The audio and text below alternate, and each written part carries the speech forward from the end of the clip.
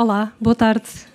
Bem-vindos à Culturgest. Obrigado por passarem esta tarde de sol connosco. Hoje temos connosco Yves Citton, a quem eu começo desde já por agradecer a sua presença, não só a Yves, a todos que estão aqui também, mas também à Sílvia Pinto Coelho, com quem eu tenho estado a conversar já há bastante tempo para que esta conferência aconteça. Ela acontece no âmbito de uma conferência maior que está a decorrer agora na Universidade NOVA de Lisboa, que é organizada pelo Instituto de Comunicação da NOVA, o ICNOVA, e, como eu referi, realiza-se então no âmbito do programa Cadences, Attentional Moves in the Arts and Everyday Life. Começou hoje e vai até ao dia 30 de maio. Se quiserem, temos a informação no nosso site, o link para a conferência no nosso site, e para nós é muito importante também reconhecer estas parcerias. Estamos aqui também para trabalhar em conjunto. Vou só dar a apresentação, já será devidamente feita também pela Sílvia. Obrigado, Sílvia, também por esta colaboração. E à equipa toda, eu sei que não foi só a Sílvia, não é? Toda a equipa que montou a conferência e a quem está a participar. Só dar aqui algumas notas práticas. Uma delas é que, menos prática, mais de conteúdo, se calhar temos talvez ainda alguns exemplares da revista Letra na nossa livraria. Estamos à espera do livro do Yves Citton, The Ecology of Attention. Já foi pedido há algum tempo, mas deverá estar aí a chegar, ainda estávamos à espera de ter hoje. Mas só para saberem que muitas vezes a nossa livraria tem esta relação também com o nosso programa, e se quiserem depois entrar mais, a Letra já tem feito bastante esse trabalho de trazer o pensamento de Yves Citton cá, muito também pela mão do António Correia, que está aqui. Só vos deixar este contexto também mais alargado também em relação à presença do Yves Citton aqui.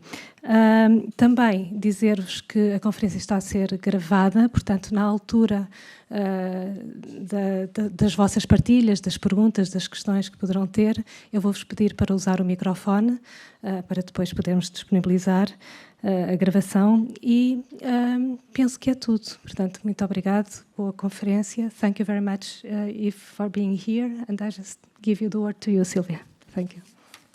Não sei se já estou com o microfone. Ok. Vou repetir algumas das palavras da Liliana. Obrigada por aceitarem o nosso convite, estarem aqui connosco neste dia. Obrigada à Culturgest e à Liliana Coutinho por acolherem a palestra. Esta palestra está integrada na conferência que a Liliana referiu, Cadences, Movimentos da Atenção nas Artes e Cotidiano, que eu, a Fátima Chinita e o Luís Mendonça idealizámos a partir do ICNOVA, na Faculdade de Ciências Sociais e Humanas da Universidade NOVA de Lisboa. Agradeço ao ICNOVA e respectivas equipas de trabalho. Convido toda a gente a visitar o site, que está em inglês, Cadences, Attentional Moves.fcsh.unl.pt. E now switching into English, a little bit of introduction. My name is Silvia Pinto Coelho. I'm a researcher in communication and arts and artistic studies. I'm a dancer and choreographer. I focus my research on choreographic thinking and attention.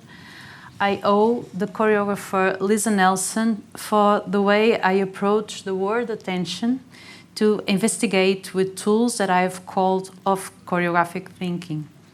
During a conversation after the first workshop I took with Lisa Nelson in 2009, I asked her about perception and dance. If we followed perception, would that already be a dance? I asked.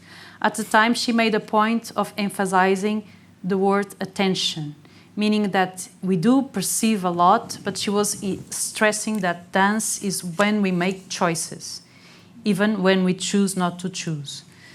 So being able to choose is a different ethical and aesthetical issue from just flowing the reality of a medium, like sometimes happens in dance or contact improvisation, or going with the wind, with no direction, without choosing what to see or what to show, or not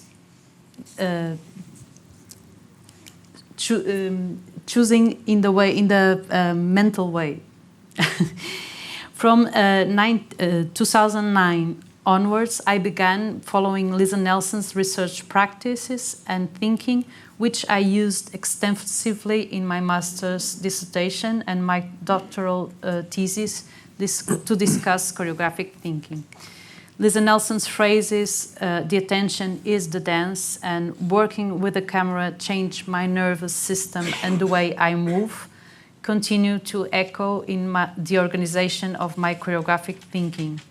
The expressions attentiography and practices of attention have become intertwined in my writing with the research of other choreographers and different authors such as Jonathan Crary, the writings of Simone Weil, Yves Citton, and more recently Amador Sabater in The Eclipse of Attention, or Claire Bishop, Disordered Attention.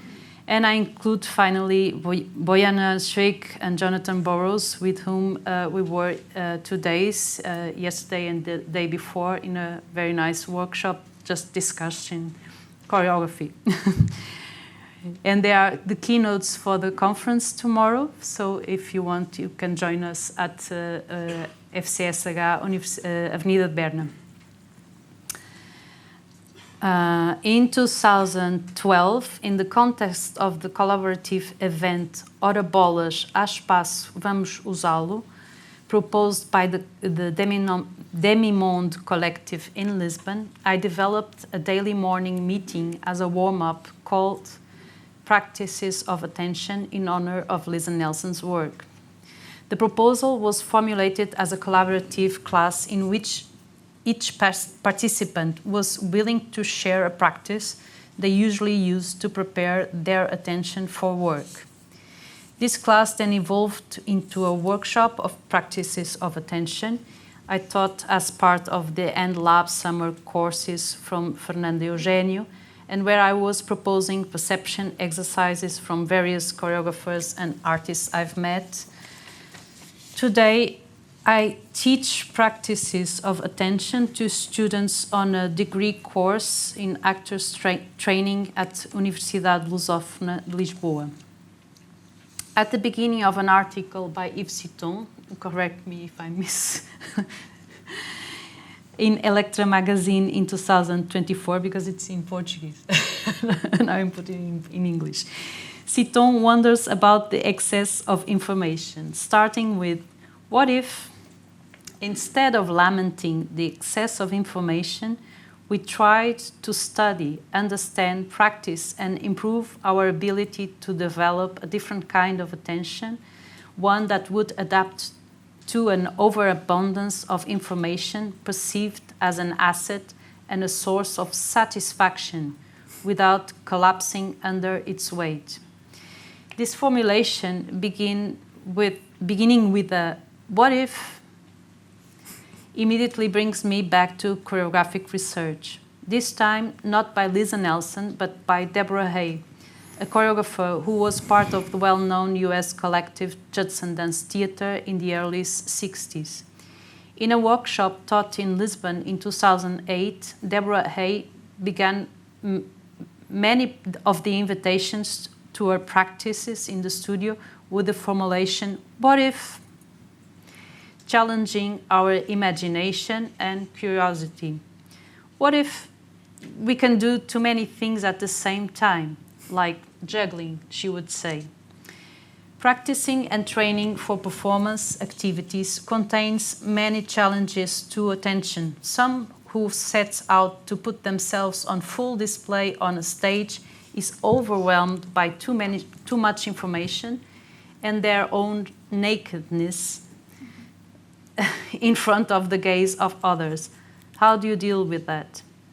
Anyone who improvises on stage, be it dance, theater, or performance, adds the risk of being vulnerable because of not knowing or not anticipating where to go next, or not anticipating what to choose or what will happen with the group they don't fully see when a choice is made.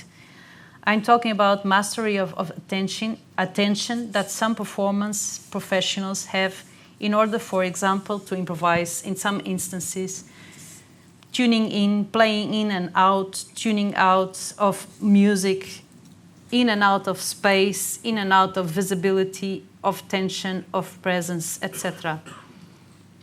Could this attention training lend tools to other areas of society, not just the arts? How?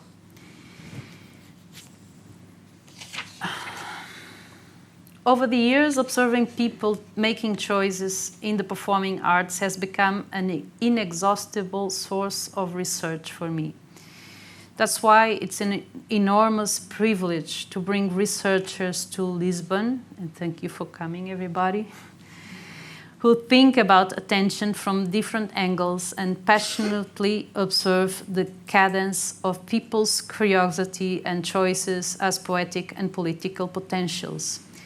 In the title of the conference, Cadences, Attentional Moves, we also aim to resonate with Randy Martin's title, Critical Moves, Dance Studies in Theory and Politics from 1998, as a motto to say that we care about movements that move us as we care about the attention that moves the collective at different paces. We care about politics of attention. The attentional moves us. I therefore present you to Yves Citton, professor in literature and media at the Université Paris 8 and co-editor of the journal Multitudes.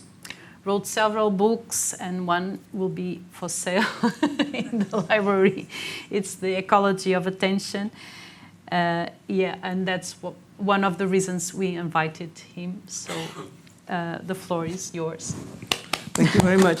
Thank you for your presentation.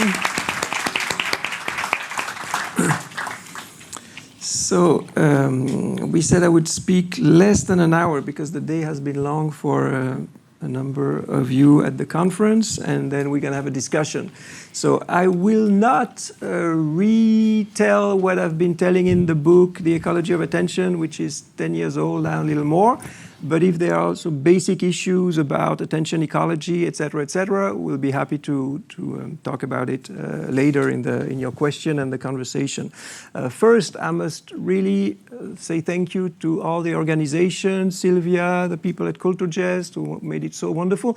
When I give a talk anywhere else, I have 3 people in the room, so I can't believe that you managed to bring 2. And I guess they paid you to come. That's very good organization to pay people to come. So thank you very much for that. Then I must apologize because I don't speak Portuguese. As you saw, I can understand. I've been in Portugal now for 2 days, and I'm starting to understand, but I can't give my talk yet. So I'll have to do it in English, and I apologize for that. And I will start with a quote in English. And just one more premise. I will talk about attention, but to me, I feel we're living in a political situation worldwide. I know you had elections here, and I don't know anything about what happened in the election, so I won't talk about that. But I know what's happening in France. I have a lot of links with the US, and I think we live in Europe and in the Western world a crucial moment and very difficult moment. And so I find it necessary, unavoidable, to have a strongly political discourse on attention, because I think attention is fundamental to politics. So I will talk about politics, and I must say as a warning that I situate myself on the left of the political spectrum. I try to defend ideas and programs that are on the left. I understand that it's just one ideology, it's one way to see things, that other ways to see the world are quite important also and should be respected. So my language will be located on the left, trying to address both the ecological crisis we're living in now and the political crisis, I think, that we're living in now. So I will start with a quote. Blooded hands lead the waltz. We are trapped in the out-of-tune swirl. Still, we set the show on continue mode and dance to a discordant system. What are we but stupefied dancers to a discordant system? I don't know if anybody recognized that quote or not. It's from a heavy metal Swedish band called Meshuggah. So I hesitated in just having you listen to this, but I'm not going to brutalize these people. They're so nice coming here late at night. So I didn't program the show, the tune, but you can listen to it at home. It's on YouTube and whatever. I sort of recognize myself in this quote, "Blood-and hands lead the waltz." I mean, whether it's in Gaza, in Ukraine, in a lot of places, blood and hands lead the waltz.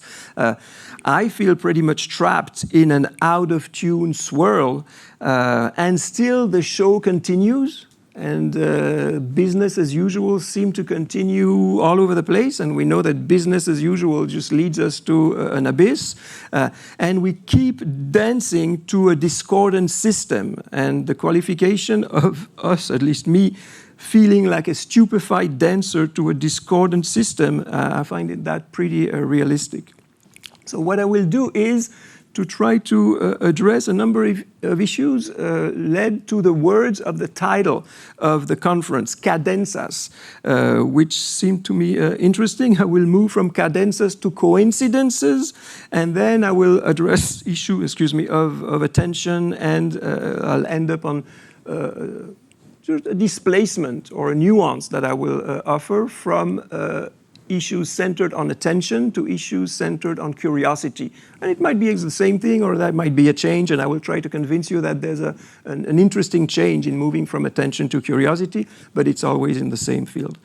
So cadence, cadencias, is the title of this conference, and from what I understand, I still don't understand your title, so you're going to have to tell us more about what you aim by doing with this or giving it as a title. But first, I understand something rhythmical that sort of comes back. And to me, the idea I had in mind reading French philosophers Deleuze and Guattari was that the sound and the thing of galloping. Ta-da-dan, ta-da-dan, ta-da-dan, and you can go faster, you can go slower, etc. But a cadence as something musical, something rhythmical, and a galloping would be a good example maybe of that. Now, I come from literature, and I'm always interested in the origins of the words, and you may know that cadence comes from cadere, as far as I understand, cadere, which is to fall. And I'm going to spend the first bit of my lecture on falling today. What does it mean to fall in the context of a lot of you being dancers or thinking about dancing, and about most of us living in a world that is fueling its own decay or its own fall, or if you're more dramatic, its own collapse. So when I talk about falling, I see something very physical, which is I could go down the stairs and miss a step and fall down, or something more metaphorical or abstract, which is sort of a horizon of something being in the process of falling, and we're part of that fall in this discordant system to which we are dancing. Now, I think, and not that I think, but I know among you and in the literature about dance, a lot of people have characterized dance as a certain way of falling, a certain way of just leaving the ground and landing on the ground and falling without injuring oneself. I think it's a crucial, it could be one way of describing dance, how to properly jump, leap, move, fall without injuring yourself. So in this galloping of cadence and cadences, I think also it tells us something that the horse, from what I understand, I think is the origin of photography that proved that in the late 19th century, that at some point in the galloping, the horse is flying, and then it falls and lands, and in a way this galloping in the sound of cadences, maybe it's also one way of falling is galloping. Now, if we think more of falling in civilizational terms, usually we see again falling as a danger, as something that we should try to avoid, as something that we do often because we're distracted. Oh, I stepped on something, or I missed a step, I was distracted. So it's a lack of attention that generates the event of falling. And I think it could be quite an accurate description of our situation. We have been, as a society, as a civilization, Western world, modernity, the West, rich countries, Europe, whatever you want to call it, we have been paying a lot of attention to a number of things, namely today economic growth. I think all of our government are still totally obsessed with economic growth. They're not stupid, because the numbers of economic growth have consequences on our lives. But this over-focusing on economic growth, I think, has meant an ignorance and inattention to other factors, which now we discover in terms of ecology, etc., etc. So this distraction from certain crucial aspects of life, I think now we're realizing the consequences of this, and I don't know about you, but I find it psychologically quite difficult to deal with that. I know a lot of my friends, older or younger, especially on the left side of the political spectrum, are quite prone to depression or to anxieties, or to not knowing what we're going to do, because what we do is not enough, and we don't know what to do, but we can go in this business usual forever. And here a number of phrases have been important to me. One of them comes from two German researchers, Ulrich Brand and Markus Wissen, and they published a book, I think in 2017, called Imperial Lebensweise, which was translated into English in The Imperial Mode of Living. And I just found out this afternoon that there's a Portuguese translation, Moda de Vida Imperial. I don't know, did anybody hear of that book, read that book? Yeah? No? Okay. I strongly advise you to take a look. To me, it put a name on not the only or the most crucial, but one of the crucial aspects of what we're living, which is that people like me, and when I say people like me, it's people who belong to the 10% richest part of mankind. We produce, and this we all know, we produce about 50% of the greenhouse gases. We, the 10% more affluent, we produce 50% of greenhouse gases. And what they coined by the term the imperial mode of living is all the habits that we have developed in moving. I mean, usually I don't take planes. I don't like to take planes. I find myself silly to take planes. I took a plane to come here. So I came here because of taking a plane. It's part of the imperial mode of living. I can just cross borders, I can take planes, and I can go wherever I want. And that distancing ourselves from the obvious advantages and beauties of this imperial mode of living, which is restricted to a very tiny part of the population, is one of the political consequences of realizing how distracted we've been from certain ecological, social things, and how obsessed we've been with others.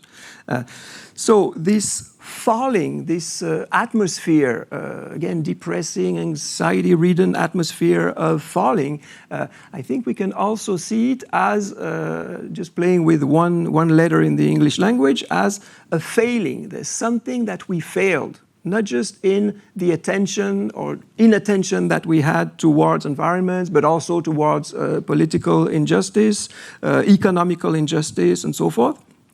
But I would say, and again, from my point of view of somebody who thinks himself as progressive with a left agenda, ecological agenda, etc., I think we're caught in a conundrum that has different level of failure. And I'm just going to say that as the staging of then talking more about coincidence and attention, because I think it's, to me at least, it's important to try to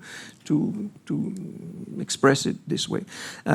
If I had, or what if we tried to define what it is today to be on the right and what it is, again, today to be on the left of the political spectrum. And I'm somebody from the left, so if you're on the right, you should be aware of what I'm saying, because you may not agree, and you would be right, probably. You would be right. Now, I see the advantage that right-wing or extreme right-wing agendas have now in the political debate, due to the fact that we are collectively facing unprecedented challenges, and these unprecedented challenges, it is to question and dramatically transform these imperial modes of living to which we've become accustomed to.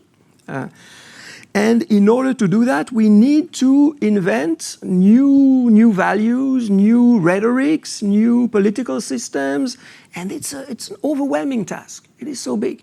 I think the right has an advantage in this situation because they can go back. People who vote for the right, I think they're perfectly aware of a number of problems in terms of wages, inequalities, etc., etc. And the right has ready-made solutions. Let's go back to individualism and let's go back to the nation state. And the nation state and individualism are the solutions. I think that the right, whether it's Trump, whether it's Orban, whether it's people in France, propose. And I see this in dancing terms as promoting self-standing bodies. I'm self-standing. It's an evidence. I mean, I don't need somebody to carry me. I'm valid. I'm lucky enough to be valid. I don't fall. I can move. I'm a self-standing body. That's an obvious thing. So I want some freedom. I want to consume. I have wants. I have needs. I want to travel as a self-standing body, and I can. Because I'm invited by fantastic people, because even if I wasn't invited, I would have some money, etc. So there's this evidence of we are self-standing bodies. Same thing with a nation. We can vote tomorrow that we ban all the foreigners. We can. We can vote for a party that's going to do that. We are a self-standing nation. What does the left have to oppose to that?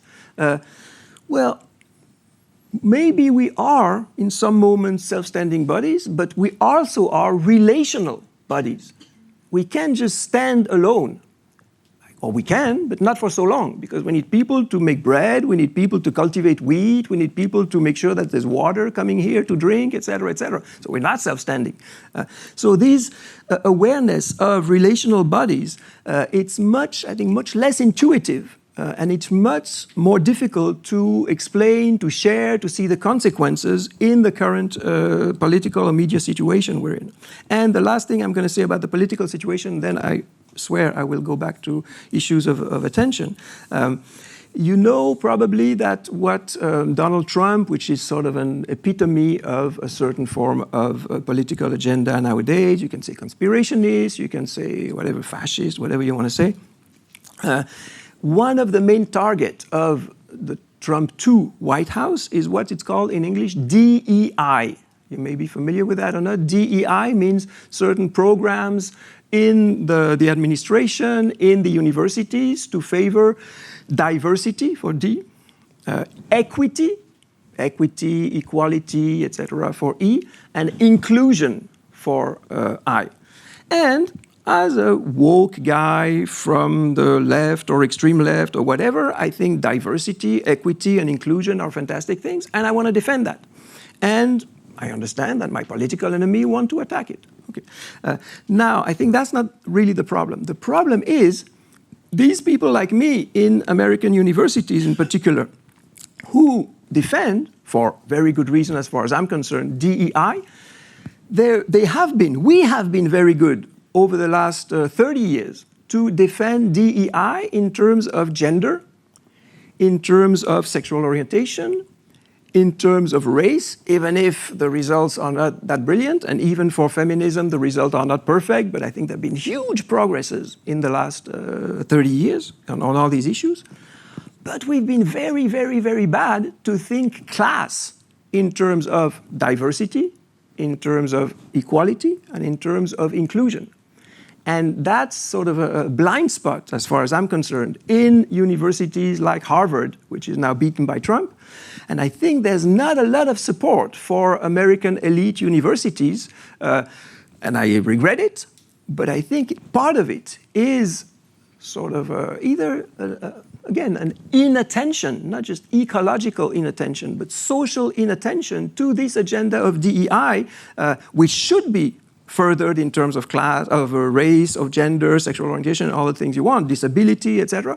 But the one core of this diversity, equality, and inclusion in terms of social class, I think it's been neglected. So there's been a failing, I would say, here in our political attention on the right. So if you accept that we live in a new ideological divide where one of the choices you were talking about, choices, is should we stand alone, in parentheses, while others fall? Or are we bound to stand or fall together? Then I will bounce on that to, again, go back to etymology and think that falling together, there's a name for that, and it's called a coincidence. A coincidence, just like cadence is cadere, it's when we fall or gallop and fall rhythmically, and it dum ta-da-dum, ta-da-dum, ta-da-dum. In a way, you can see a coincidence as things that fall together. Now, what is a coincidence, and what is the relation between coincidence and attention? And here I'm going back to, I guess, what I was supposed to talk about. A coincidence is unintended. It's unplanned. It's chance meeting, aleatory meeting. Yesterday is the first day I'm in Lisbon. I walk in Lisbon and I bump into my neighbor opposite the street in Gif-sur-Yvette. What a coincidence, is that it? I could see him every day. He just lived like 50 meters from me. And first time I'm there, and I meet my neighbor in Lisboa. Wow, that's a typical coincidence. So we didn't plan it. We were so totally surprised, etc., etc. Okay, good, an example of a coincidence. Now, what is a coincidence from the point of view of paying attention to it? Well, first, and I think the sort of philosophical definition of a coincidence would be you have two causal chains, and these two causal chains, they intersect. So I have my own life trajectory. I was invited here to give a talk. I came a bit early. I was walking in the street. And for him, my neighbor, he doesn't care about climate change. He travels all the time just for the hell of it. He's retired, and one day he comes from Japan, one day he comes from that island, scuba diving right and left, and so forth. And he's a nice guy, and he's cool, and whatever. So we have different lifestyles, different causal chains, and they happen to coincide here, to intersect near the port in Lisbon.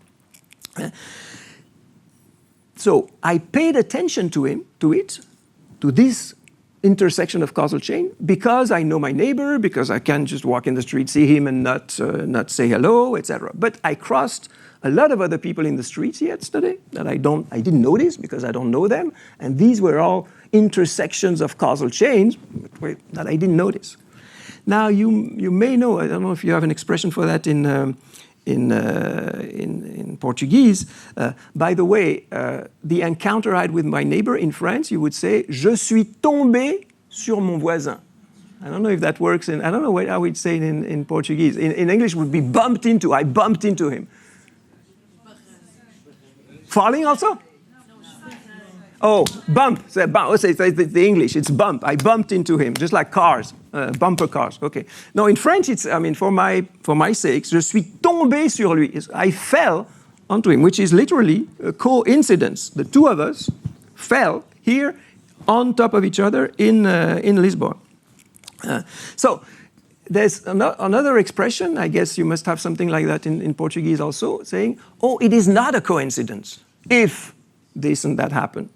And usually, when we talk about coincidence, there always can be somebody who says, well, it's not a coincidence. And again, if you pay a different attention to me meeting my neighbor yesterday in Lisbon, well, these causal chains, they're connected. They don't just float in midair and it's totally aleatory.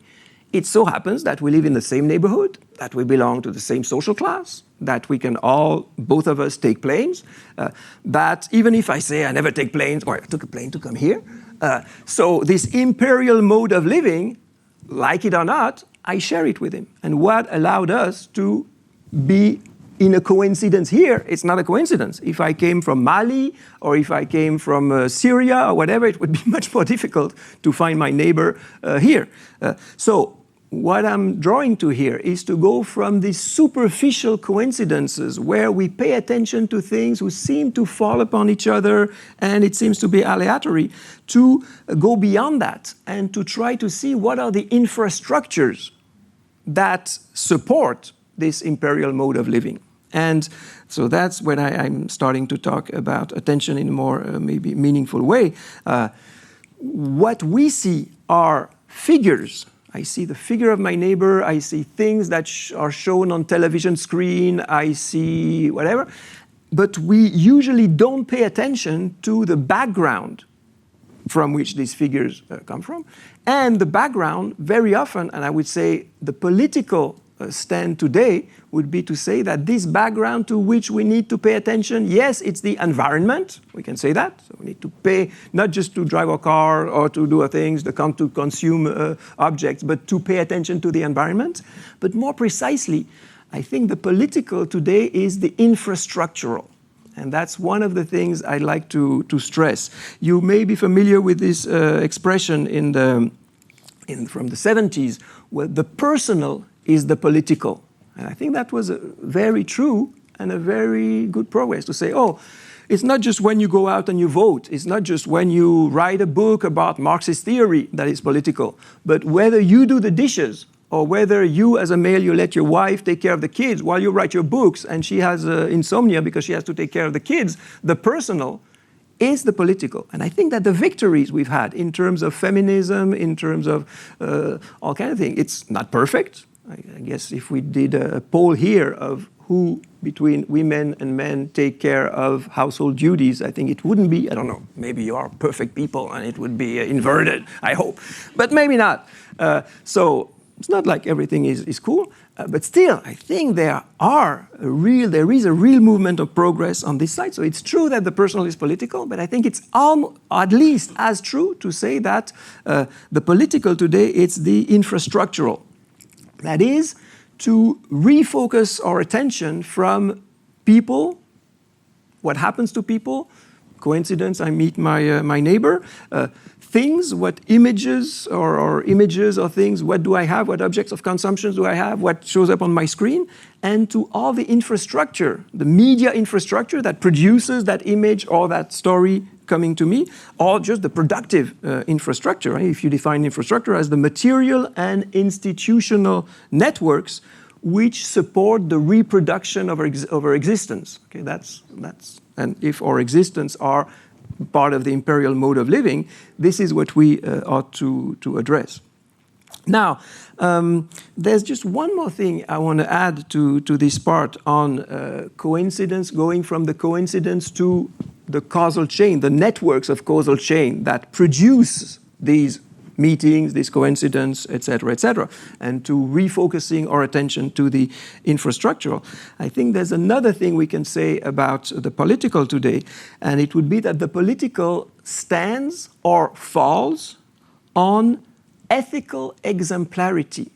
And so to me, the challenge today is both to conceive of the political in terms of paying attention to infrastructures and thinking on what infrastructures do we depend and what can we do with the infrastructures. If I have time, maybe in the question, if somebody wants to ask a question about common negatives, I could say interesting things, I think, about common negatives, but I don't want to speak too long, so I'll just leave it on the side if you want.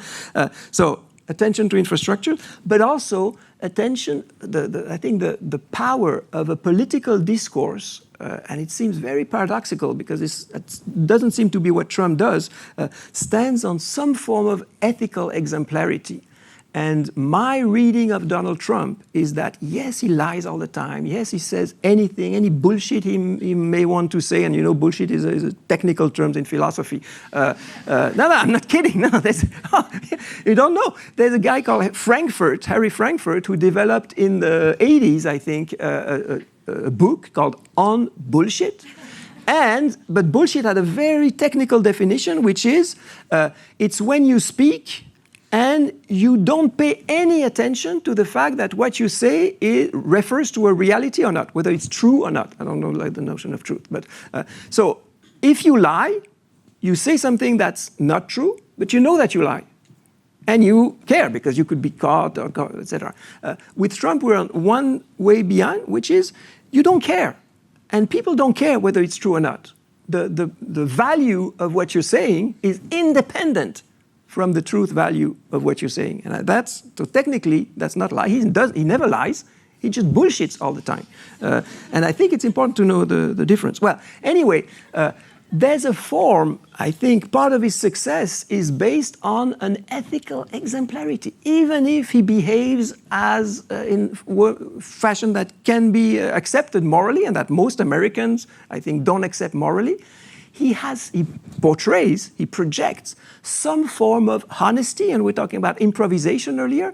I think there's something of a character playing its role as a fool, as a character, but as a powerful fool and as a successful fool, even if we know he's not. He's playing a role. And he knows he's playing a role, and everybody knows he's playing a role. So there is a form of 50th degree authenticity to his character. And I think that's part of his rhetorical power. So when I talk about ethical exemplarity, I would say, if I talk about imperial mode of living, I shouldn't take planes. All right? I think I'm weakening the position of my discourse, and we are weakening the position of discourse when we have big principles, but we don't apply them. On the other hand, there are very different ways to portray this ethical exemplarity. All right. Now, going back to infrastructures. So infrastructures, as I said earlier, they're unnoticed. Here we have electricity, a microphone. We would notice if there was a breakdown. So there is a breakdown. I didn't even notice. Okay.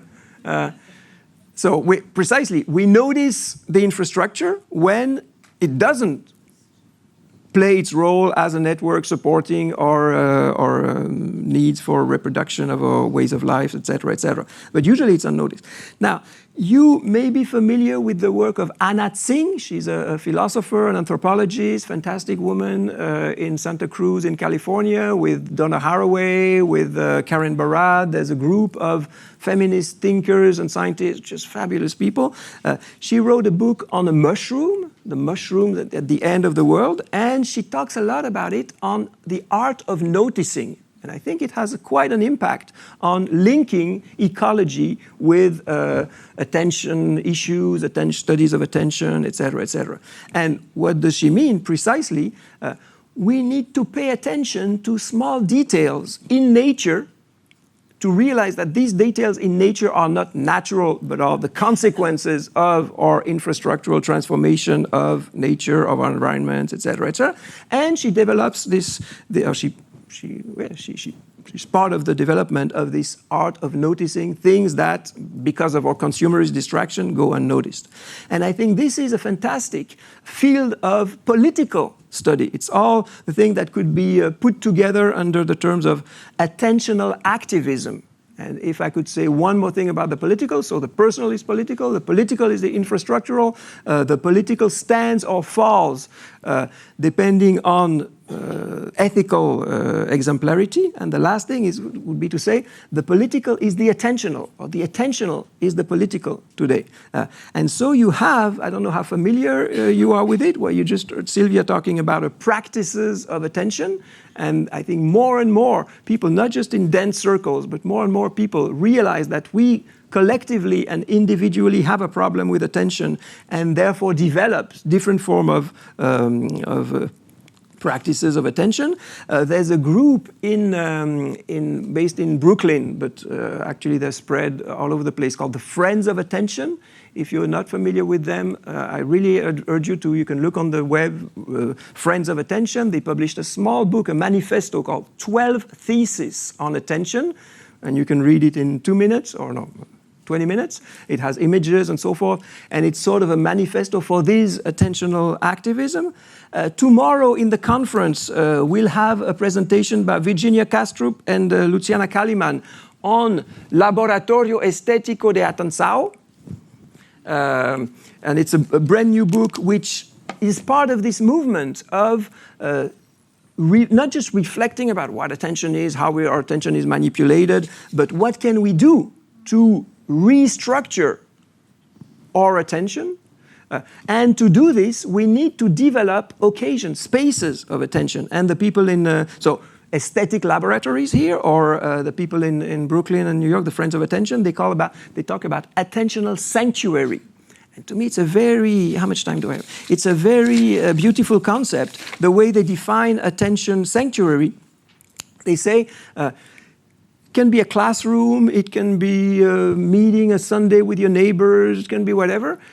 You start by giving yourself collectively rules on what attentional environment you want to be in. So do you want smartphones or not? Do we just take our smartphone? Here, I guess you enter in this room and people, it's written or you know that you're supposed to turn off your smartphone.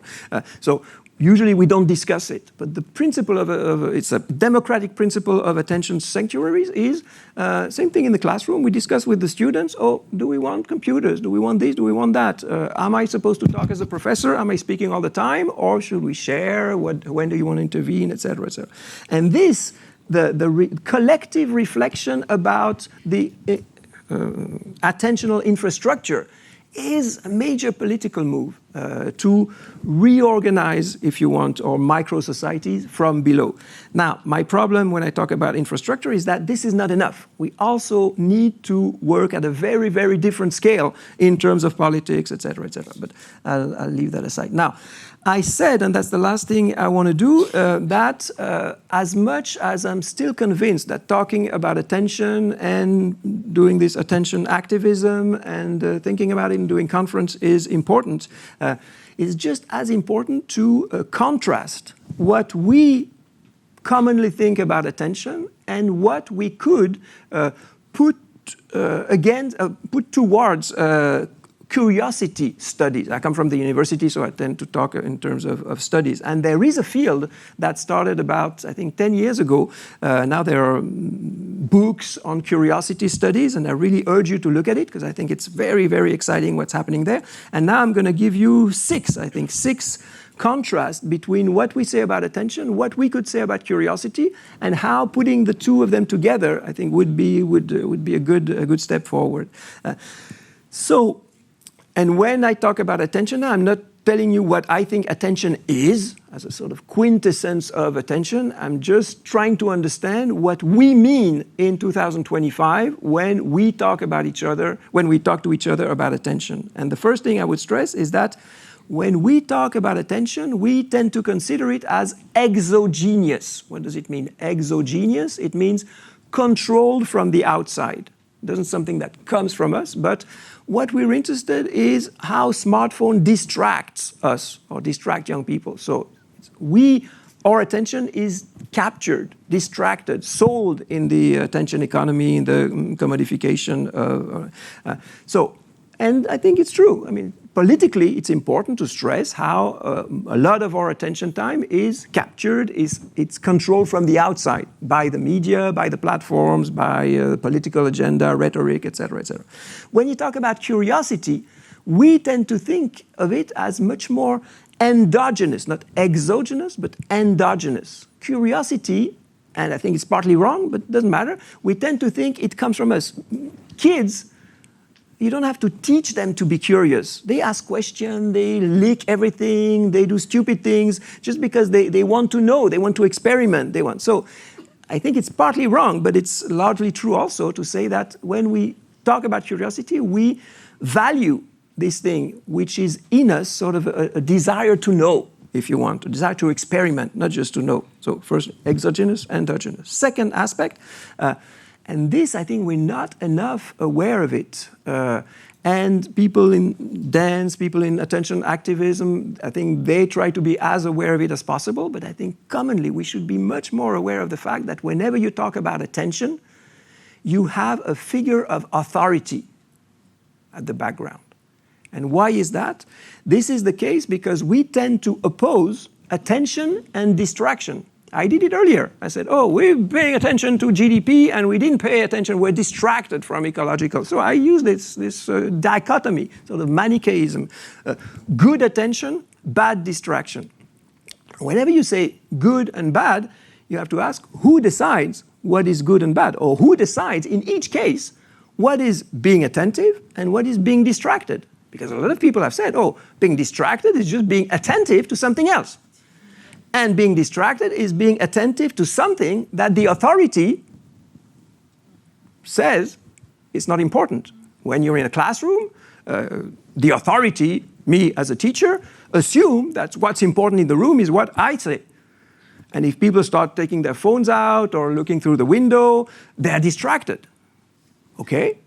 Now we know from certain circumstances, novels, analysis of totalitarian regime, that being distracted from what the totalitarian regime wants you to pay attention to, it is a distraction from their point of view, but it's a form of freedom, emancipation, development, resistance, whatever you want. So attention, I think you always have something like an authority at the back which decides what's distracting. The beauty of curiosity is that it tends to be insubordinate. And here I will go to my next point, but they're close together. Attention usually is good. One doesn't say, oh, you paid attention to that, and that was wrong. Usually you're blamed for being distracted. So it's unequivocally good, in the way we use the word, to be attentive. To be curious. Curiosity in French, la curiosité est un vilain défaut. I don't know how you would say that, but it's either it's bad, and that's my next point, but I bring it right away. It's been bad and associated with women. Women were curious. If you think of Eve, Adam and Eve, if you think of Pandora, if you think of Barbe Bleue, Bluebeard, whatever, you have so many histories, so many stories where women want to know things they shouldn't know, or they shouldn't learn about, or they shouldn't inquire about. So there is something in the notion of curiosity that's insubordinate, that's morally ambivalent. You could have good curiosity, but if you look through the keyhole to see if your neighbor, what's happening in your neighbor's house, it's not a good curiosity. So can be good, can be not that good. And again, I think there's a genre association, even if you may say it's not so obvious that attention is marked as male. I think we could see that there is something about distraction and women in our historical imaginary that's there, and clearly about women and distraction. Now I have two more points for this distinction, and then I'll conclude. When we think about attention, we reduce the openness of what could be considered as attention to concentration, to focusing. What is to be attentive? Oh, I'm talking now and you're focusing on what I say. You don't look at your neighbors. Maybe you should look at your neighbor's nose. Maybe it's the most beautiful nose that you've ever seen in your life, but I bet you missed it because you look at me. We associate attention and focusing. The beauty of curiosity, because, again, it's uncontrollable, it's insubordinate. It will distract you, again, to things that you're not supposed to know. And it will maybe make you discover things that attentive people won't pay attention to.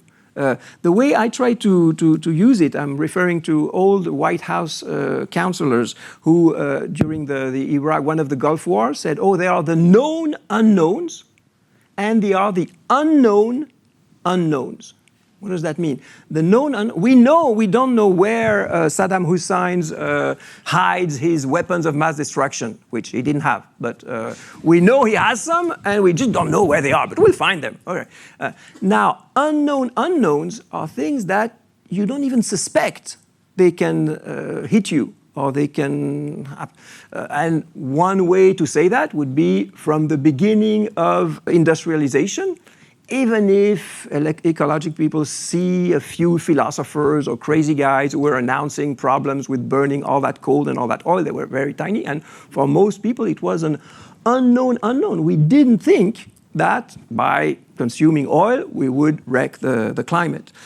And I think curiosity, I mean, you can go in Greek, I think you can oppose monopragmosune, attention, to polypragmosune. You're interested in all kinds of affairs. It's a form of dispersion. It's a form of, again, inattention by dispersion. But this curiosity is just like a butterfly going all over. And this, I think, it's very, very important. We tend to, again, a certain doxa, certain doctrine on attention, say, oh, you got to be concentrated and focused on something. I think bringing more curiosity in it. No, sometimes we need to be like butterflies and waste our time and look around and look what's behind our back and 360 degrees, because these unknown unknowns may be the most threatening things for us. And final thing, which is my favorite, when we talk about attention, we have a structure of a subject paying attention to something, an object, another person, a situation, a book, a film, whatever. But it's clear when you have attention that you have a subject and objects of attention. For curiosity, it's not all that clear, because you could say, oh, this bottle is very curious. I mean, this shape, I think this shape is sort of odd. I don't have that type of shape in France. Now there's a little V here, but the V here, I find it a curious, so the bottle is curious. And I'm curious by asking certain question on that bottle, or I'm curious for this or that. You can say, when you say, this child is curious, it could be he behaves strangely, or he wants to know things he's not supposed to know. So the fact that you use the same word, at least in English, I'd be interested to see if it works in Portuguese. But in English, in French, I don't think it works in German, but in Italian, I think in a lot of languages, as far as I know, it's the same adjective, a curious things and a curious mind that finds curious things. And what I'm interested in here is that it's a dynamic. Curious people find curious things, and curious things enhance your curiosity to find more curious things. And that's a whole dynamic here that I think we can catch by approaching these issues in terms of curiosity, and that we may miss if we just stay on attention. So now I'm gonna close my presentation.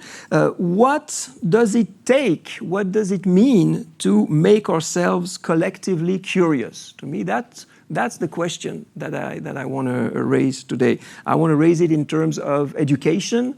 I think with Google, with the internet, with ChatGPT, with all these technological prostheses that have been developing over the last 20 years, finding information is not easy. It's not easy at all. But it can be done through these devices. Enhancing or sharpening our curiosity, I think it's why we still need teachers. We still need collective work. We still need to be together in a classroom or in open air or whatever to help each other sharpen our curiosity. And if I see a justification for our job now, at least at the university, but probably in other levels, it would be this work on sharpening curiosity. But obviously the arts are one of the places historically that have been these enhancers of curiosity. I mean, dance, what more curious activity can there be than dance? And just these people doing strange things, falling or about to fall. Why do they do it? What's wrong with them? It's totally curious, much more curious than this stupid bottle. But it's also a movement of curiosity, subjective, about what can I do with my body? What can we do with each other by improvising, by doing all these things?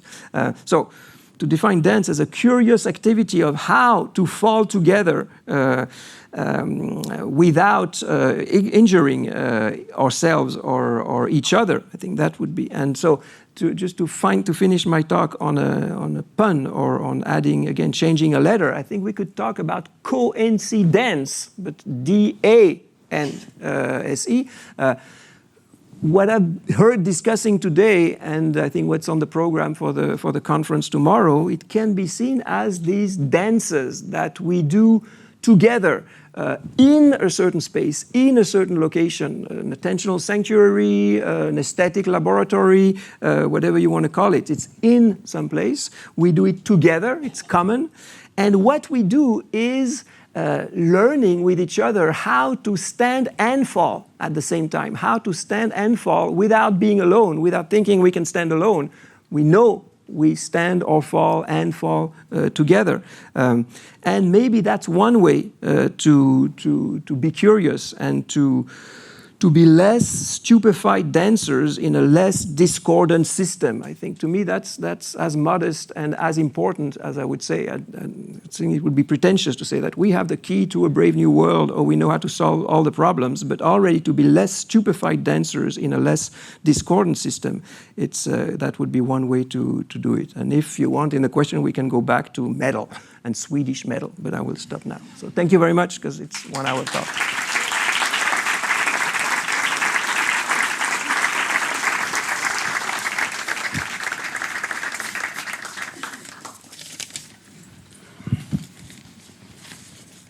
Obrigada. Thank you. I would share with you a Portuguese expression. Oh, yeah, for curiosity. Yeah, tell me. No, not curiosity, but if you fall, you won't pass the floor. That's very important for me as a dancer. Okay. And I'll misquote Paxton, but he would say something like, the floor is your dance partner all the time, right. So you're never alone. Yeah, cool. And that's infrastructure, as I see it. Fantastic. And I like this infrastructure here. It's a wooden floor, and it goes good for jumping and falling. Good.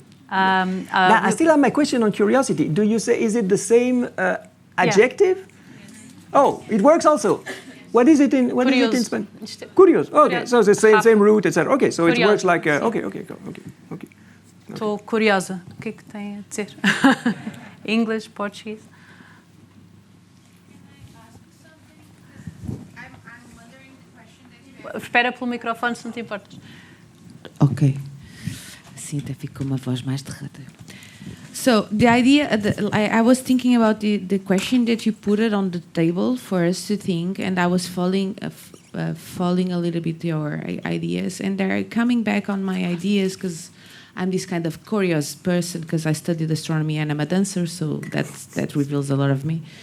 Thinking in a point of view, this paradox of creativity that is really studied on a lot on. More on sports, that it requires me this sense of how much I need to feel safe to be curious. Yeah. You know that's brilliant. I think like so when we were talking about the authority and also like this idea of divergence and concentration, how to create this safe space, and also like a little bit of my studies that I'm doing it, I would like to put this on the table like. This question, I don't know, how much safety you need to be curious, maybe. Do we do 3? Or? 3 questions, then answer. It's up to you. You decide. Well, this is a beautiful question, but then I tend to speak a lot. So if you want to have more questions, maybe it's safer to ask them now. Otherwise, 2 more?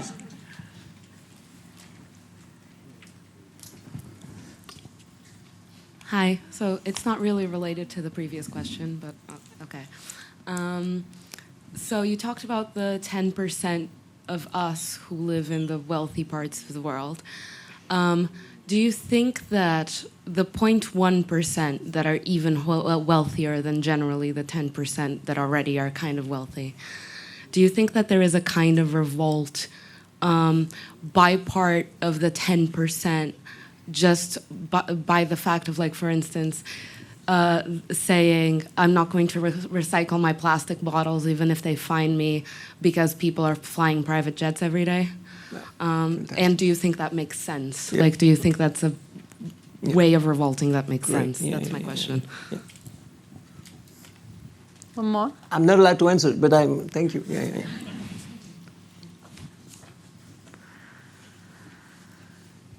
Hi. I have a few questions, so I won't ask them all. But may I pose 2 and then you can choose one? Cool. 3. Okay. 3? Okay, first, following on slightly from that question, you talked about DEI and the importance of including class struggle within this kind of attentive ecology, but I wondered how you saw, or where you saw potential for embracing expanded attention for people who work, who are coerced into full-time work and have no real free time, and where we can direct our attention from that. And the question following on from that was if you've done any work with people with autism or ADHD, and how mental health might form a part of your fantastic work. Yeah, I paid her to ask that question. Because, yeah. And this is just a thought that came up for me when you were outlining the scope of your research, but I've been interested in the work of Ernst Bloch, and he talks about informed discontent and how important informed discontent is for hope. So I wondered if in your project you had a similar theory of building hope into your work. Wow. The last one is too smart for me, but I'll take some of the other ones. Yeah. Wait, so I see four questions. So now I go ahead. Okay. Well, first, what I understood on the question of you need to feel safe to be curious. And I might connect that with if you're coerced to work 3 jobs, well, how much free attention do you have to read philosophy or think about ecology or whatever, and your salary anyway doesn't allow you to buy much more than McDonald's or whatever. So, and that's clearly one of the numerous conundrums with which we are stuck. And I think for me at least, the first step is to say, yeah, we don't know. And we have to find out, and we will find out, but I don't know. Now, for the security thing, I think part of what makes the right-wing and far right-wing agenda so seductive and so convincing, in a way, is to use our insecurity feeling for very different reasons, whether it is from wage, I can lose my job, sort of a precarity or precariousness, increased precariousness in just what sustains our living in terms of economics. Feeling of uncertainty or unsafety that are almost, I would say, artificially created by media display of certain types of crime, often associated with dark skin color, with migrant, with Muslim in France. I mean, you should know in France, it's just terrible. So there are all these prejudices which make certain type of events very visible and very salient for a journalist or for the public sphere, which maintain to, I think, an artificially high level problem, the feeling of insecurity, but also a feeling of insecurity which is both ecological, because we know things might get worse, and social, because we are pushed to precarity that threatens sort of what would sustain a safe life, safe neighbor situation and relations, etc. So this, to me, there's one word. I've published just a book now on far-right language and what could be opposed to it. And I haven't seen anybody talk about equi-security. There's a French philosopher called Étienne Balibar. Maybe you're familiar with Étienne Balibar. Yeah, okay, he's good. I like him very much. And he talked about maybe 20 years ago of égalité, saying you can be free by yourself. You can only be free if you live not equality, everybody wears the same uniform or whatever, but to fight against extreme inequalities is necessary to have real liberty. So, égalité. I think we should say, the left should say the same thing about security. When I was saying, you can't stand alone when everybody else falls or when people fall on the other side of the border, I think it's the same thing. You can't be secure, you can't have safety if you don't have at least a large amount of equality or equity. And to me, that would be one of the solutions. One of the solutions is to systematically question journalists. Why do they show this and not that? And I think here we have a huge problem, and it's not the journalist side as the responsibility, personal responsibility. It's just the media, the infrastructure of the media, the financing of the media that pushes certain type of event to the agenda and makes us feel insecure. So to consider this notion of safety not as a security, as something from the right, which is now, at least in France, what has been the case. I mean, it's an issue on which the right has monopoly, and the solution is more being tough on crime, more prison system, etc., etc. And I think the left is wrong to leave it to the right, because that's success guaranteed. But we can approach it from the point of view of equisecurity. Sorry, that was a long one for the preference. The second one, I can just agree. Yes, the 10%, I think it matters, the 10%. And I think it would be too easy to say, oh, it's just the 1%. Let's just hang them all, take their wealth, and we'll save the world. I don't know what we should do of them. I'm not a violent person, but I think we should really do something about this 1%. And to bring it closer to the agenda, I mean, some of you may remember Occupy Wall Street, where it became a world slogan. And now I see it much less. So again, there's something to do about the 1%, and to revolt against the 1%. I think this is something politically very, very shrewd. Now, there was something about the DEI in terms of class, but I don't remember the question. Oh, is it the thing with the people work all the time and they can't? Yeah, yes. And this again, I don't know what to do. What I think we can do is to question, and again, this is more linked to half of my brain, which is still in the US, to think of how do Ivy League universities function. And somebody today called Fred Moten and Stefano Harney in the conference.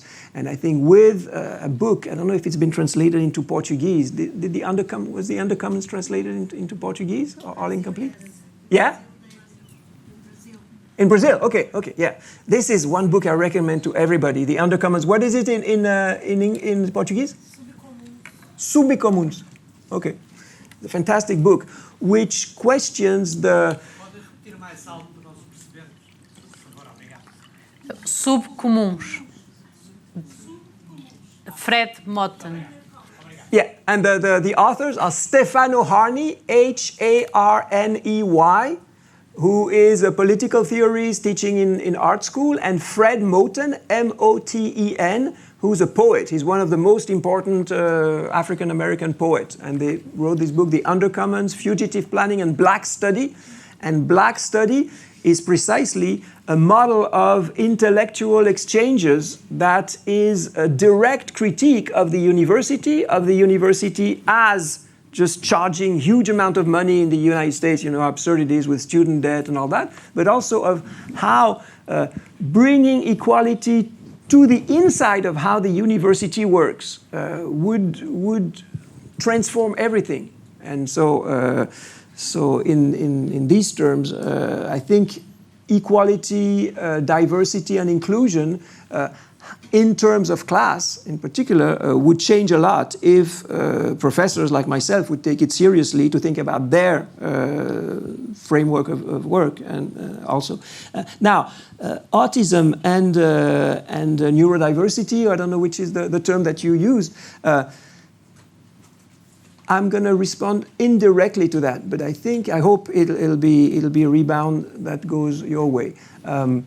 I'm very much interested now in a very obscure school of thinkers and psychiatrists in France, which was called from the 1950s, post-Second World War, to the 1980s, la psychothérapie institutionnelle, institutional psychotherapy.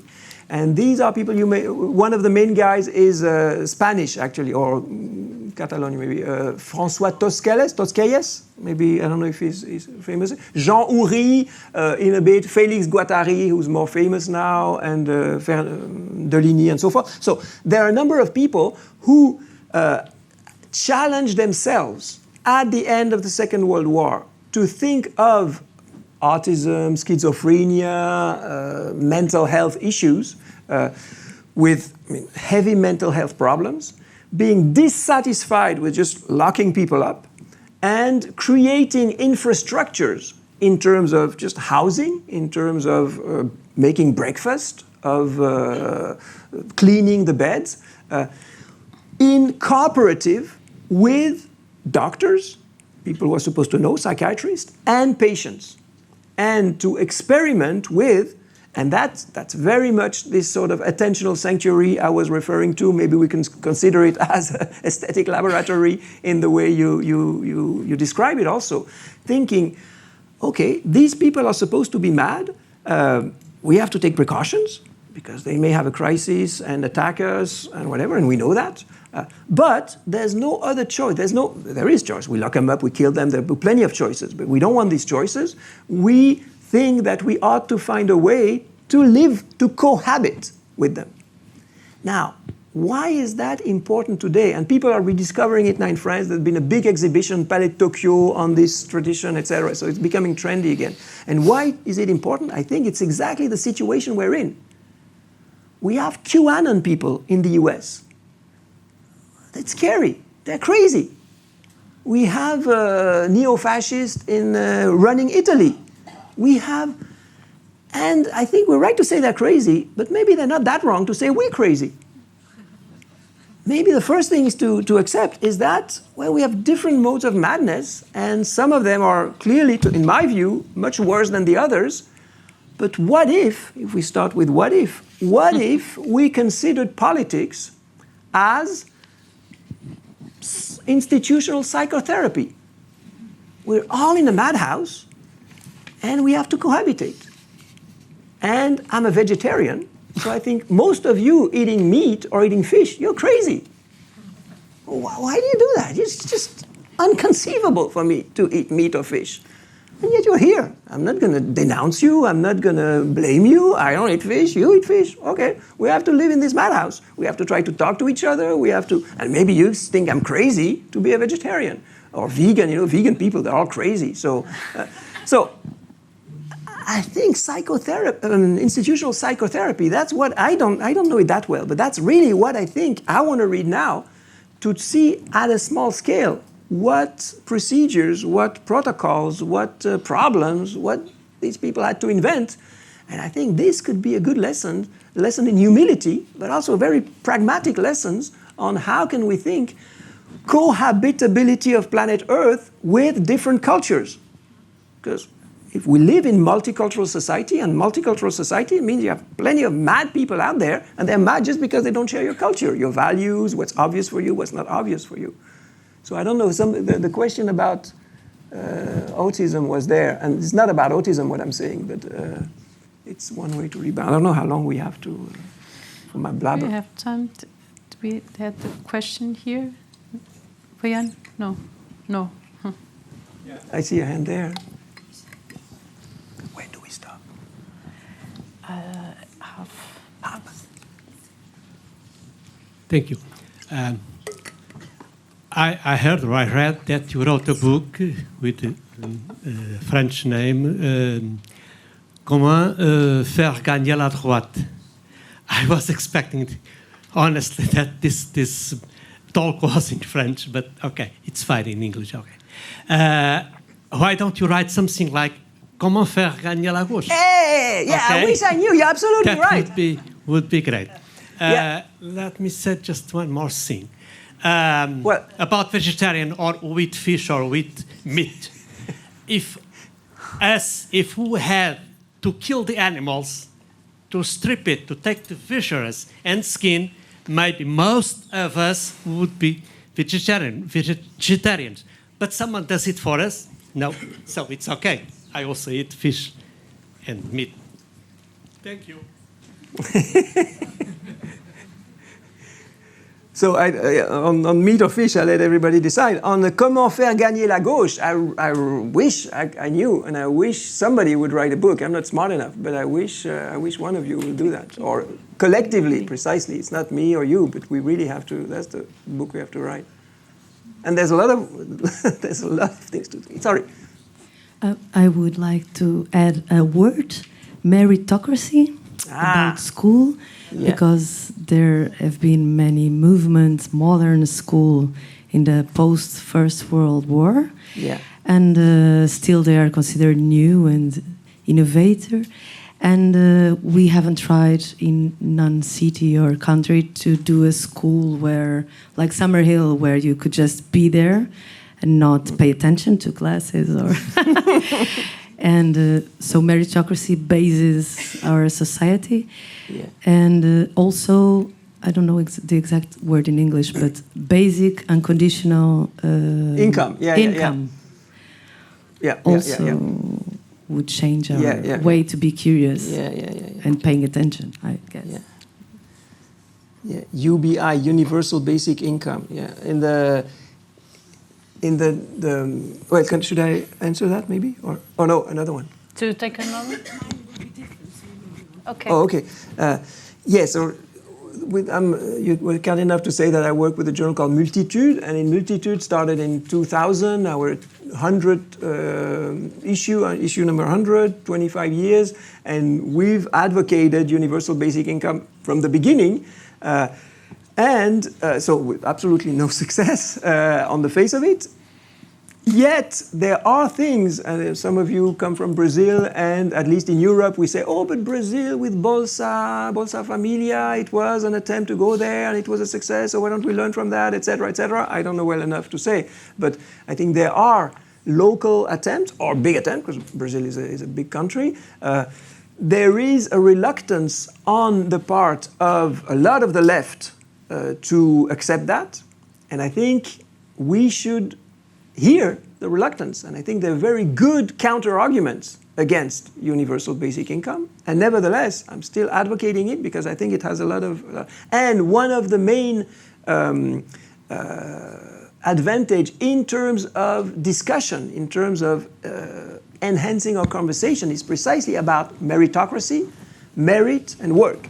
And this, I've been paying close attention to in France there was no election, but within one of the right-wing party, Les Républicains, which is the traditional right-wing party in France, which is now reduced to 10% or very small, but they had a competition between two supposed leaders. One got elected as the leader of the party.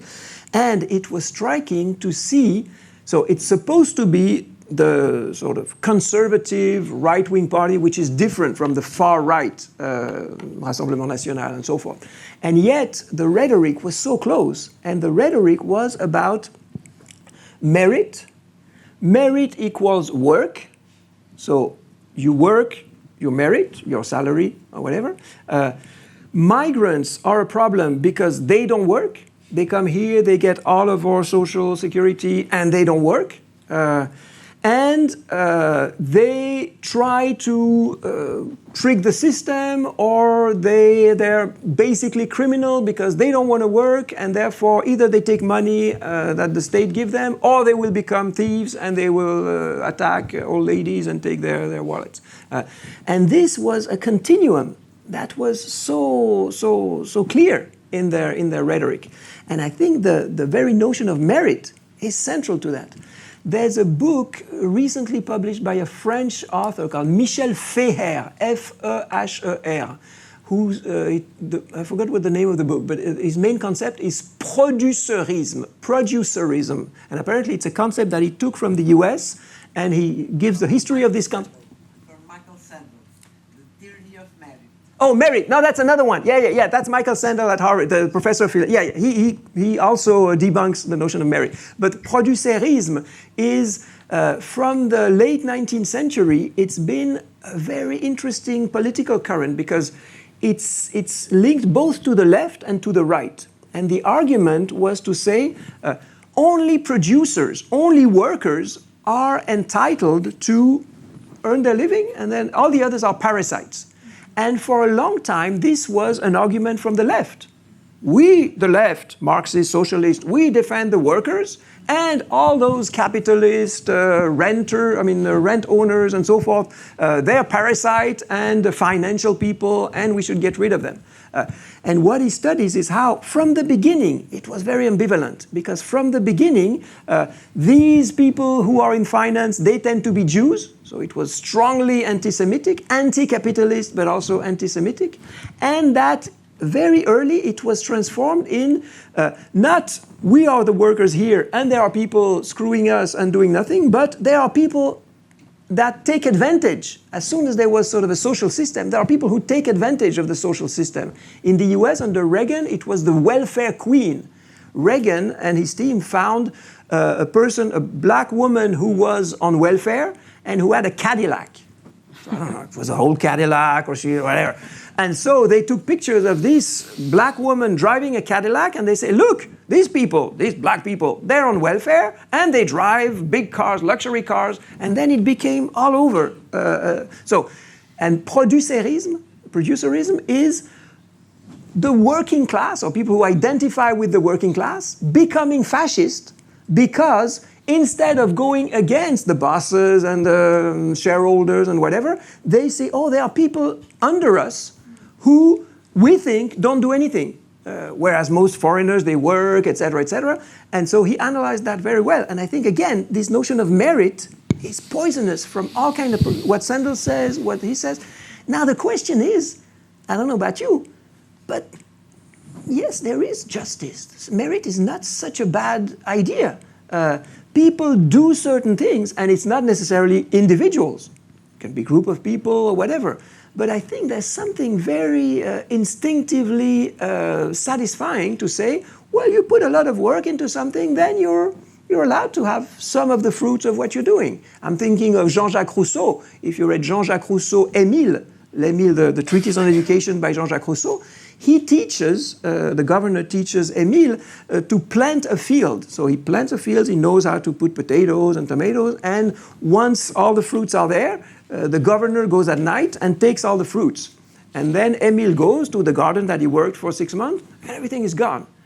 And the boy feels outrage at that. And I think it makes sense. I mean, he worked for 6 months to have his fruits, and somebody comes to take his fruits. So I think we can't just say, oh, it's an issue for the right and so forth.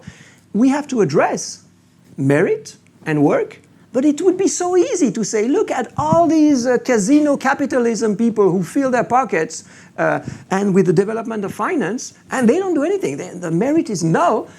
So I think it's both a poison, this notion of merit, but it's a poison we can't just get rid of. I think I don't know what you think, but well, yeah, we'll talk after. I have a feeling that my question is for an hour ago, but I will still pose it because I'm still curious. Why do you oppose attention and curiosity? You said that that's stupid. You're right. No, you're absolutely right. Yeah. No, but let me try to elaborate, because to say that attention falls under authority and it makes it a kind of dual affair between subject and object, and that there's a dispersal or some kind of freewheeling of the curiosity, isn't it that a quality of attention, and I think you have also advocated that in your book and in your talk tonight, is that it's about paying attention how things work, what is in the background, what is the infrastructure. So it's never about subject-object, because we are in a milieu where attention is possible at all, and the object is never just an object, it's also the milieu. It somehow circulates. So that's why I'm curious. You are vying for curiosity, I get a feeling, because that's also the new book you're editing. Why is the case? And then a small comment on what was said afterwards, or maybe part of the talk. I really appreciated that you situated yourself on the left of on the political spectrum. But don't you think that individualism is also an ailment of the left, and that the relationality and collectivism that we need, and I'm totally on the same page with you there, is something that the left is not able to muster in its fight of fascism, and that's why the right wing is winning. Wow. We have 2 more hours, right? The first one, you're absolutely right. It's stupid to oppose curiosity and attention, but you didn't pay attention to what I was saying, because I started by saying I'm not talking about what attention is, or even what I wrote or what I think about attention. Because I'm interested in these issues, I sort of read all kind of things that circulate, and in all kind of things that circulate, I see the stereotypification of attention, and that's what I was talking about. So no problem, you're absolutely right. Now, on individualism on the left, I hear 2 things in what you're saying. One is that one of the major plagues and discredit of the political left as it exists with political party, with politicians, etc., is clear. This sort of individual thirst to power, which brings somebody like Mélenchon, Jean-Luc, I think is his name, Jean-Luc Mélenchon, whose ideas are, I mean, I agree with most of the ideas he said, but just the persona he plays and the way a party has been built around his persona, his identification of persona, a leader, a tribun, or whatever, this to me totally stinks. So if that's what you refer to, yes. I don't really know, I think it's a very complex issue, because I think the French left would be much better off if he just fell on a stairway, or if he just got out of the scene. But isn't it the fact that because of the media structure, we need sort of faces? It would be nice to have just collective movements and the people take power, etc. But I think we need faces and we need characters in the theatrical nature of it. So I don't see really how to get rid of that. Plus, and that's sort of the either the easy or the impossible solution, but I think it's even more complicated to me, because I would say about individualism the same thing I said about merit. As much as I spend my time criticizing individualism, the sort of I stand alone and it's an illusion and we need to find how socialized all of us are. And I think that's a fundamental thing. Nevertheless, I'm very much with Wilhelm Flusser. Did I mention Flusser today or no? No, or whatever. He's a fantastic philosopher who was born in Czechoslovakia, lived in Brazil, wrote a lot of things in Portuguese, in French, and then he died in 1991 in France. And for me, he's the biggest theorist of media, Wilhelm Flusser. And one of the things he insisted upon is that you cannot have a public and public expression and creation and newspapers and politics and whatever. The public is a moment of the production of information in a society. And the private is another moment of the production and circulation of information and ideas or work of art in a society. And the private is the moment where you can close the door, like Virginia Woolf, a room of her own. You need a room of her own to close the door, and that's very easy to say in attentional terms. You need just to be able to control the flow of attentional solicitations or whatever, in order for what has entered your nervous system sort of percolates, does something in this moment of isolation, and say, this is the private. And only when this moment of inner percolation happens, then you open the door, and maybe you can say something that will be slightly different than what circulates. So individualism, I think it's both the worst thing that really screws our planet, if it's linked with consumerism, with all these things, but it's a beautiful thing that we cultivated in the West, because I'm not sure all societies had that. I don't know all societies, so maybe they all had doors that you could lock. Maybe, I don't know, probable, but I'm not sure. But I think we shouldn't throw the baby with the bathwater in this individualist moment as being, a room of our own, just a room of our own. Makes a lot of sense in general for feminist fight, etc. And I think it makes sense to, just like merit, you can discard it. Individualism, I don't want to discard it. I think sometimes I'm sick of you guys, and I just want to be me and my book or something, or I don't know if I'm the only one. Now I insulted everyone, we can stop the thing, right? No, I really need a room of my own. And I don't call myself individualistic. I think I'm thinking with everybody else when I'm on my own. True. But don't alone. You need to close the door? Yes, but I'm not alone. Right. Oh, yeah, you're absolutely right. Yeah, absolutely. I have my ghosts. Thanks for this correction. Yeah. There's someone wanting to ask a final question? Yes? Yeah, not sure it's a question, but I kind of fell into a curious loop as you were talking there. And when you talk about curiosity, because of your figures of speech, I thought, curiosity killed the cat. Yeah, exactly. But also we know that cats have 9 lives, at least. So I was wondering about the relationship between curiosity and modes of living at risk that have something to do with risk. But also it also made me think about amazement in relation to curiosity. Yeah. And something that I feel very curious about at the moment is this very curious phenomenon of bacteria doing quorum sensing. So it's sort of bacteria, they occupy an environment, and then when they reach a threshold, a critical threshold, they start doing things together. They sense one another. And so they disperse, or they congregate, or they move, they emigrate. This to say, I thought it was a great model of collective curiosity, because they have to be curious about the environment that they're in order to respond in that way. And so, to the end, I'm wondering whether we can think of that curiosity bears a relationship to what we call the weird, the queer, the stranger, the foreign bodies in their disorienting modes of living that are not imperialistic. Yeah, absolutely. Well, can I just add a word? Maybe it's not so related, but desire. I missed the word desire. True. I come from Calvinist city. That's right. I come from Geneva, so can't talk to me about desire. Yes, no, you're right. It's a motor for dancing. Sometimes, sometimes not.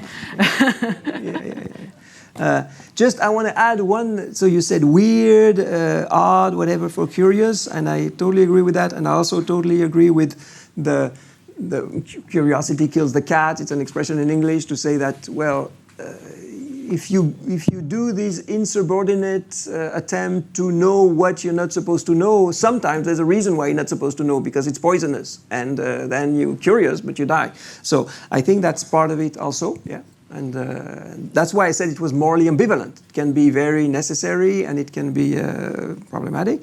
But there's one more word that I want to add to weird and all that. It's alien. And to me, alien is a very, very interesting thing. And maybe, I don't know if we can close, but so alien is both one way to say different, other, weird, not from here, etc., etc. So it can be strange, foreigner, whatever you want, but also stranger than strange, coming from another planet.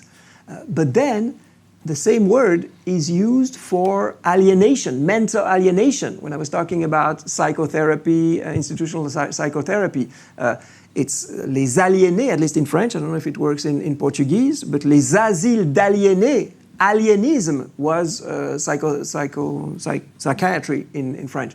So when I was saying, we should assume we live in a madhouse and we have to cohabitate, another way to say it is that we should accept that we live with alien, with the risks that may be there, or with the opening of doors of new perspectives that are there. And we should reconsider what alienation is. Because I don't know about you, I come from a political philosophy which valorizes emancipation. Whatever emancipates you is good. And to be emancipated, Kant and Rousseau and all this, it's not to be under the tutelage, not to be under the yoke of a tradition of somebody tells you, you should do this, you should do that, you're a minor, I'm an adult, I'm a reasonable person, I'll tell you what to do. And in a way, that's great, okay? We want that type of freedom or emancipation. On the other hand, these words, emancipation, autonomy, etc., it can be totally collective, but it has been also taken in a very individualistic way, especially now with the libertarianism in the US and all over the world. So to beware of something not so cool in thinking you're emancipated, because it can lead to libertarianism, and same thing, maybe it's not so bad to be alienated. Maybe we're all not only alien in sense of crazy, that's what I was saying earlier, but that's what Deleuze said. What is it to go to a movie? When you go to a movie, and he repeated somebody, I forgot his name, who had said that in the 20s, you alienate your brain power to the movie. You put yourself in a situation where you can't think, because you have all these images and these sounds coming to you. So you you suspend your autonomous thinking and you plug it into something like a movie theater which controls your senses. And that's a form of alienation. And good art, I think good aesthetic experiences are an acceptance to be alienated for the time when you're there, or one part of it, because maybe if you dance, it's very different, etc. So that's one, it's not aesthetics in general, but that could be one thing. And so with my friend Gregory Chatonsky, we spent a whole year with 20 students thinking about experimental alienation. And to us, it was profoundly political to say, accepting that we are alienated and seeing which alienations are to be fought against in order to be emancipated, because some of them are terrible. Which ones are desirable? If you want to talk, force me to talk about desire. Maybe some alienation can be desirable. And the fact that we're all aliens or all crazy in the same madhouse, maybe that would be one way to put these things together. So thank you for the weird and the risk and the curious. No, I think we should stop. I think it's a good ending. What do you think? Are we good? Thank you so much. Thank you. Wonderful.